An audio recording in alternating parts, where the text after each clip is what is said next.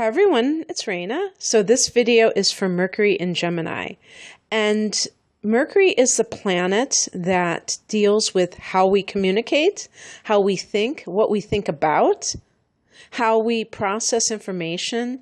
So that means how we absorb things. Not everybody absorbs things in the same way. Some people are better listeners than others.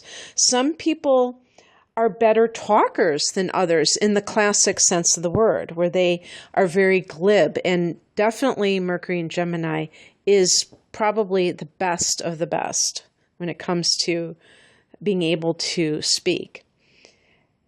So what is Gemini? Gemini is a mutable air sign. So Gemini is coming from a perspective of the intellect. You know, air signs are intellectual, and the other air signs are Libra and Aquarius, and they too will have the gift of gab in their own way, but Gemini beats them hands down as far as I'm concerned, because Gemini is ruled by Mercury, and that is the planet of communication, so it's dignified because it's in the sign that it rules. So Mercury and Gemini, one thing I have to state here is that Mercury can never be far from the sun sign. It's the closest to the sun. So your Mercury, if your Mercury is in Gemini, your sun better be in Gemini. It better be in Gemini, Cancer, or Taurus, or else you've wandered onto the wrong video. If you're not sure, go to astro.com. That's just the one that I use. There are different sites where you can go, and I will provide a link below. I hope I've been doing that in all of my videos. But anyway, having Mercury and Gemini will assist you, for instance, if your sun is in Taurus, because Taurus is kind of I don't want to say a plodding sign, but it's a very slow sign. It's a sign that likes to take it easy. It's an earth sign. It tends to be kind of conservative.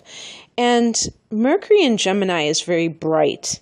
So it kind of makes you all sparkly, And so it can make you more interesting. If you're a Taurus, you're like really chill, but you're not necessarily exciting.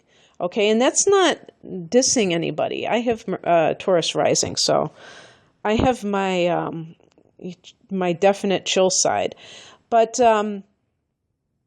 this makes a person a wonderful conversationalist. Now, I will say, I'll say it right up front here, that Mercury and Gemini can have diarrhea of the mouth. Hopefully you're not listening at lunchtime, but that is the truth. They can be a voluminous talker, somebody who is constantly chatting away, chatterbox. And that can be very irritating to other people, even people who like to talk. Sometimes you just want quiet. You don't want somebody that just has this nervous energy. And actually, Mercury and Gemini can give off a nervous energy. These people can be quite high-strung. And if they're not careful, they could have, in the worst case scenario, a nervous breakdown. Even anybody with Gemini in a prominent position has to really learn how to turn off their thoughts, because they can have racing thoughts. So meditation is very important, because when you think too much, you can burn out. And actually, the term nervous breakdown is, from what I've read, is really an empty diagnosis, because it doesn't specify one particular condition. It just means, it could even mean, the person's very manic and then they crash. But it's more, when I use that term, I mean that because this type of person is high strung, they have to learn how to chill, because they can let their minds kind of control them, and that's not good. That's never good. And but on the plus side, this person will naturally be intelligent, even if they drop out of high school. Or in some cases, some people have even dropped out of grade school because of maybe having to work for their family or what have you. And these kinds of people will naturally appear intelligent. They will be self-taught. This is definitely a bookworm type of individual, although Mercury rules Gemini and Virgo, and the bookworm could definitely be even more so with Virgo in a certain sense, that Gemini is connected to the media in terms of, the news and getting all of those little tidbits of information. And therefore, they may be less discriminating than Mercury in Virgo about the type of information they take in. They may even gravitate towards TMZ because they like the gossipy angle. And this can be very fun, but superficial at the same time. And this is one of the things that Mercury and Gemini has to watch out for, the tendency to be attracted to information and not have a sense of discernment about it. And sometimes going off half-assed about one's sources. So kind of like spreading information without really checking it out, and therefore being kind of inaccurate. And this is where gossip comes in, because again, since Mercury and Gemini loves news and talking, they can love to talk about other people. And it may not be that they are trying to be malicious, but regardless, the end result could be that they are spreading dirt on, about other people. And sometimes this information may be slanderous. It may not even be accurate. And so they're spreading lies. They may not know that they're lies. They're just repeating what somebody told them. But because they want to be in the know and they want to be the one that's disseminating this information, they may just kind of give it out to people with a lack of awareness. And they can, Mercury and Gemini can even blurt out secrets of others without meaning to, because they're so interested in talking. And, the third house that Gemini rules, and therefore Mercury rules, deals with the local area. So that's your neighborhood and your neighbors. It deals with siblings.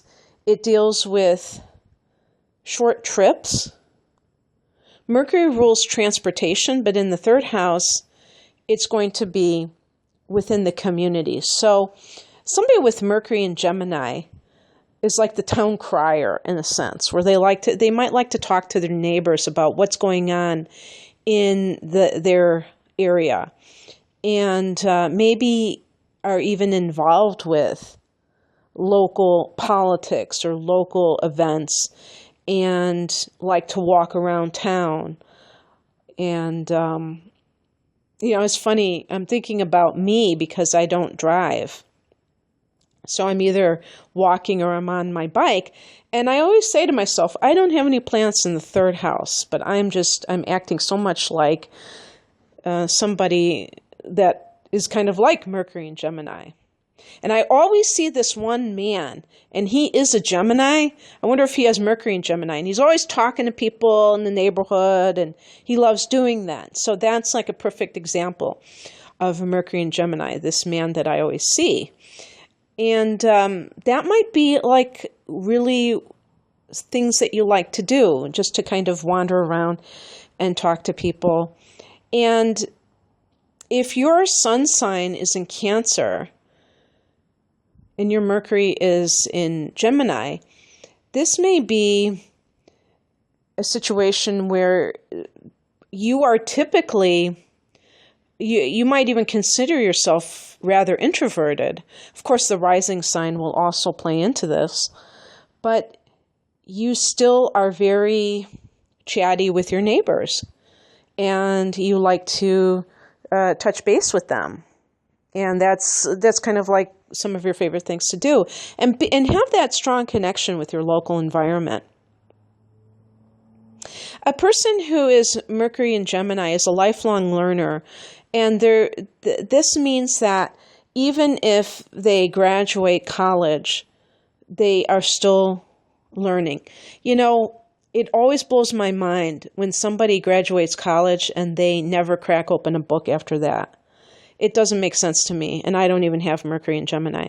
But you might be the kind of person who loves to attend seminars, loves to go to your local library, and not only, you probably live in the library, but go to these I was going to say seminars, but just talks at the library or at local universities. You might even sit in on classes. What do they call that? Auditing a class. When you're over the age of 65 in America, you can just, I think, sign up for classes and just sit in on the classes for free. I think that's a kind of like a little benefit of being retired or being of the age of retirement.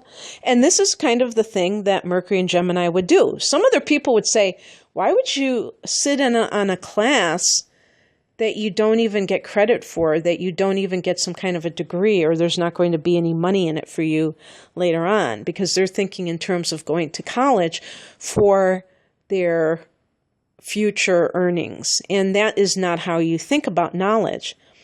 You are not materialistic about, well, you are materialistic about knowledge, come to think of it, because you like to collect it. But I mean, you're not looking at it as a commodity to be bought and sold. Although, speaking of which, the kind of profession that you may be attracted to will usually have to do with using your mind. So being a writer, if you're going to be an artist, chances are it's going to involve the written word, a poet, a novelist. If you are somebody who likes to run their mouth, which definitely a fast-talking Mercury and Gemini person would be, you could be in sales, and you would be the best example of a salesperson in the sense that you can sell ice to Eskimos, although that's not what they're called anymore. Inuit is their new name. And you can, because you have this ability not only to be facile, glib with speech, but also that you are very capable of even being a con artist, selling somebody something they don't need because you're not emotional. So you can really maintain a very, that certain demeanor that you want to maintain in order to sell your product. So sales is a natural for you. The media is a natural for you. And I would say, especially if you have Mars in Gemini as well, the roving reporter, that would be more, I think, interesting to you than just sitting at a desk. And education, because you are a natural teacher in the sense that you are somebody who likes to disseminate information. You like to give it out, okay? So that's something that you would be a natural. And of course, somebody who is a speaker, public speaker. Some advice I would give to somebody who is a Mercury and Gemini is to specialize in something. Don't be too flighty, because this is one of the potential downsides of this sign is that they might tend to be rather superficial and therefore flit from one flower bud of subject matter to the next. And that saying that they have, master of all trades. No, what is it called? Jack of all trades, master of none. And you want to be a master of a particular area, and you have such great intellectual capacity, not only for absorbing information and having a fine mind to be able to process it, but also to give it back out to others in the form of teaching and just, in your interactions. But you want to really have a strong foundation in a particular subject, or otherwise you will give the illusion of having such a wide breadth of knowledge. But if somebody actually, questions you, you might, expose your weakness of not having that much depth to a particular area. So that's why you want to specialize. But it doesn't mean you can't continue to enjoy the versatility that you have, which is really great. Some people are very narrow-minded and they don't really have the curiosity. You have a natural curiosity, which is fantastic. Another area that you might really excel in is with computers. You may be very good at that. And one thing to look out for is gaslighting. Don't become one of these people that tries to get into other people's heads and even convince them of things that are not true. One of the things with Gemini, and I'm using just Gemini as a general sign because chances are you're going to have another placement in Gemini. Since this is a personal planet, the chances of you having Venus or Mars or the Sun in Gemini as well are great. And because it's an air sign, it can be kind of disconnected from the emotions. And the person, we all have emotions though. So the air sign individual tries to intellectualize their emotions.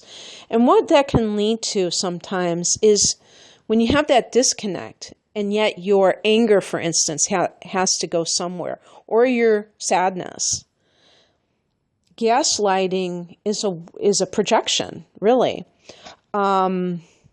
Sometimes it's like unconscious, I think, gaslighting, where the person really is so disconnected from their own emotions that they don't even realize what exactly they are thinking and feeling. And they will accuse other people of what they're doing. But in some cases, the devious Mercury and Gemini individual deliberately mind F's people in order to gain control over them. So do not do that. That is not cool. Not all Mercury and Gemini people will engage in this. But like I said, being a con artist, being somebody who's a pathological liar, this could be if somebody has a lot of hard angles to Mercury. That could, a severely afflicted Mercury, it could lead more into the shadow aspects of the sign. But this is a very strong mental placement for the mental planet. And it should serve the individual in terms of their ability to appreciate, to delight in learning and talking about subjects and learning from other people and seeing how other people think. All of these things can be just a joy, the joy of the mind.